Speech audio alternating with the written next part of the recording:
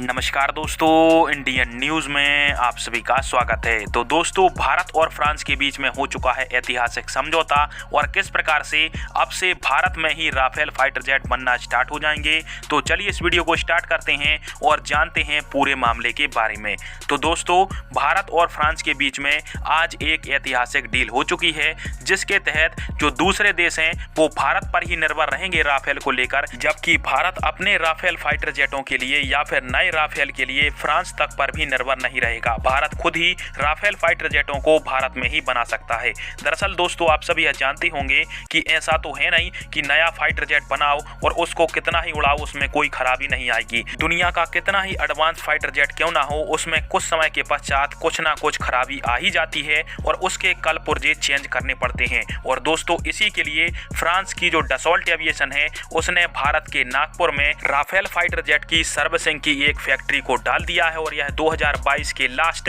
या फिर 2023 के शुरुआती दिनों तक पूर्ण रूप से स्वचालित हो जाएगी और इसमें राफेल फाइटर जेटों की सर्विसिंग की जा सकती है। अब दोस्तों, इससे भारत को क्या फायदा होगा कि यदि हम फ्रांस के साथ राफेल फाइटर जेट की डील करते हैं और यदि भारत को तत्काल संख्या में फाइटर जेट चाहिए तो इसी फैक्ट्री के तहत भारत सरकार के आदेश पर प्रति माह 2 राफेल और प्रति वर्ष लगभग 24 की संख्या में राफेल भारत अपने यहाँ पर ही बना सकता है। और इसके अलावा यदि भारत राफेल फाइटर जेट नहीं लेता है तो अभी जिस मकसद से यह फैक्ट्री डली है उस हिसाब से राफेल फाइटर जेट के इंजन, दरवाजे और खिड़कियां यहीं पर बनाई जाएंगी, जिससे जो अन्य देश राफेल फाइटर जेट का उपयोग करते हैं वो यहीं पर यानी भारत में ही आकर अपने राफेल फाइटर जेटों की सर्विसिंग कराएंगे। और दोस्तों, इससे क्या होगा कि जो राफेल फाइटर जेट की कंपनी है डसॉल्ट और भारत की रिलायंस एरोस्पेस इंडस्ट्री है, इन दोनों की ही इस फैक्ट्री में 51 और 49% की हिस्सेदारी है, जिसके चलते यदि राफेल फाइटर जेट की सर्विसिंग भारत में होती है तो इससे भारत को भी प्रॉफिट होगा।